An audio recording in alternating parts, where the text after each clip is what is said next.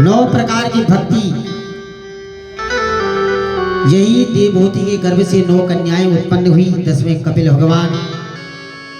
भगवान के जन्म के बाद करदम जी तपस्या करने के लिए वन में चले गए। देवभूति को कपिल भगवान ने सुंदर उपदेश दिया। देवभूति समझ गई कि स्वयं नारायण आए हैं। बोलो कपिल भगवान की जय।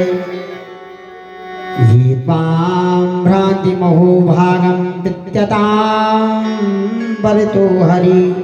कही मां, ये संसार भवसागर है, यहाँ आना जाना लगा है। पूर्व जन्म के पुण्य के कारण मां तुम मनुष्य योनि में आई हो, इसलिए शरीर का ध्यान छोड़ करके उस नारायण के चरणों में अपना ध्यान लगाओ।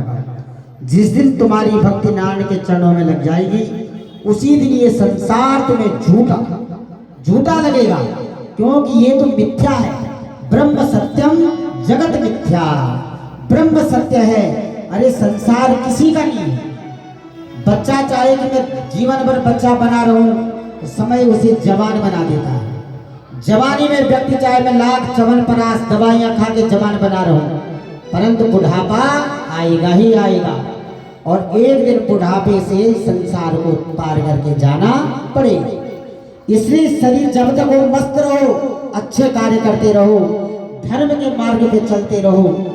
जो जैसा कहता है, किसी की बात का न बुरा मानना, न किसी की बात से उत्साहित होना, ये साधु का लक्षण है।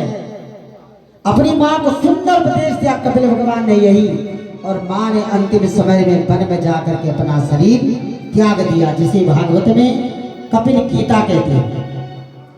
यही मनुष्य का जीवन है।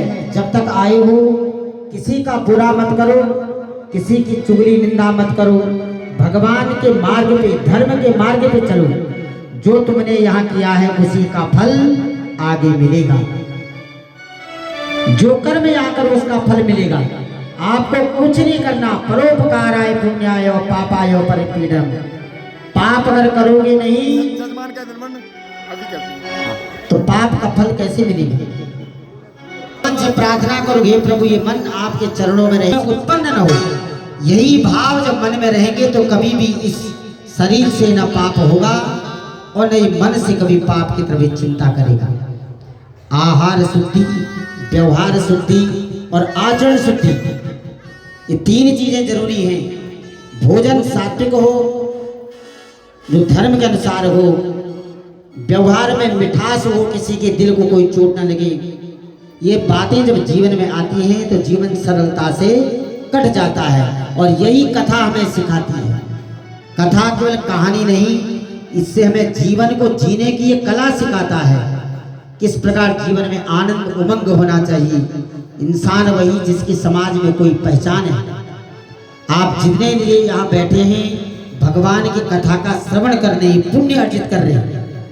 बशर्ते घर जाके कोई पाप न हो जाए, कोई जीव हत्या न हो जाए, किसी के प्रति मन में कोई दुर्भावना उत्पन्न न हो जाए, ये हमेशा ख्याल रखना चाहिए। तो आज द्वितीय दिवस की कथा